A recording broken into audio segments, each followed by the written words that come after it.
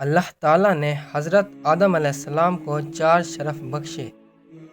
انہیں اپنے ہاتھوں سے پیدا فرمایا، ان میں روح پھونکی، فرشتوں کو سجدہ کرنے کا حکم دیا، اشیاء کے ناموں سے سرفراز فرمایا۔ حضرت آدم علیہ السلام کو پیدا فرمانے کے بعد اللہ تعالیٰ نے انہیں جنت میں داخل کر دیا۔ یوں تو جنت میں تمام آسائشیں موجود تھیں، لیکن حضرت آدم علیہ السلام دوسروں کی کمی محسوس کرتے تھے، تو اللہ تعالیٰ نے حضرت آدم علیہ السلام کے جسم مبارک سے حضرت حوا علیہ السلام کو پیدا فرمایا۔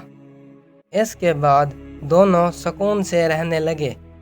جنت میں حضرت آدم اور حوا علیہ السلام کے علاوہ شیطان بھی رہتا تھا۔ اللہ تعالیٰ نے حضرت آدم اور حوا علیہ السلام کو جنت میں تمام سہولیات تو عطا فرمائی تھی، لیکن اللہ تعالیٰ نے ان کو ایک درخت کے قریب جانے سے منع فرمایا۔ شیطان چاہتا تھا کہ وہ کسی بھی طریقے سے ان دونوں کو اس درخت کے پاس لے جائے اور اس درخت کا پھل کھانے پر آمادہ کر سکے، چنانچہ اس نے حضرت حوا کو ورگلانا شروع کر دیا اور حضرت حوا مان بھی گئی، لیکن آدم علیہ السلام ہرگز نہ مانے۔ آخر کار حضرت حوا کے پرزور اصرار پر حضرت آدم علیہ السلام بھی مان گئے اور اس درخت کے قریب جا کر پھل کھانے لگے۔ جیسے ہی انہوں نے ایسا کیا، ان کی شرمگاہوں سے کپڑے اتر گئے، تو وہ بہت حیران و پریشان کی حالت میں درخت کے پتوں سے اپنی شرمگاہ چھپانے لگے۔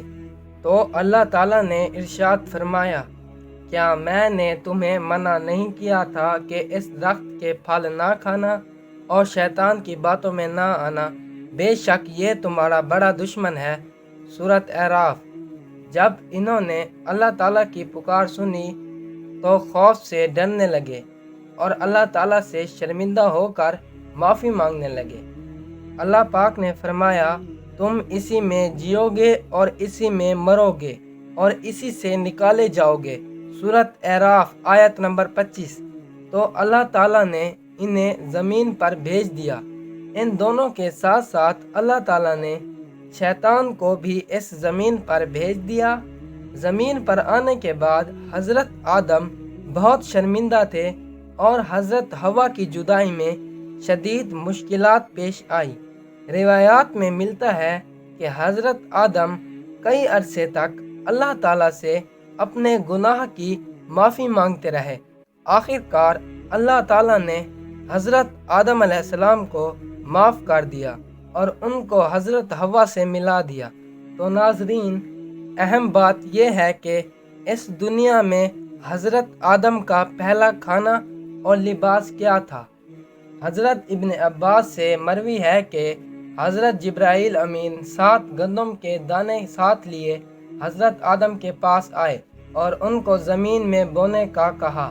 روایات میں ملتا ہے کہ وہ دانہ آج کے گندم کے دانے سے لاکھ گنا زیادہ وزنی تھا۔ حضرت آدم علیہ السلام نے وہ گندم کا دانہ زمین میں بویا، جس سے فصل تیار ہوئی اور اس سے آٹا تیار ہوا، اور انہوں نے اس گندم کے آٹے سے بڑی مشقت سے روٹی تیار کی اور اسے کھایا۔ اب آتے ہیں لباس پر۔ دنیا میں آنے کے بعد حضرت آدم اور حضرت حوا نے بھیڑ کی اون پہنی۔ بعد میں حضرت آدم نے اسے مونڈ کر اپنے لیے جبہ اور حضرت حوا کے لیے قمیض بنائی، اور اس طرح آگے گزر بسر چلتا رہا۔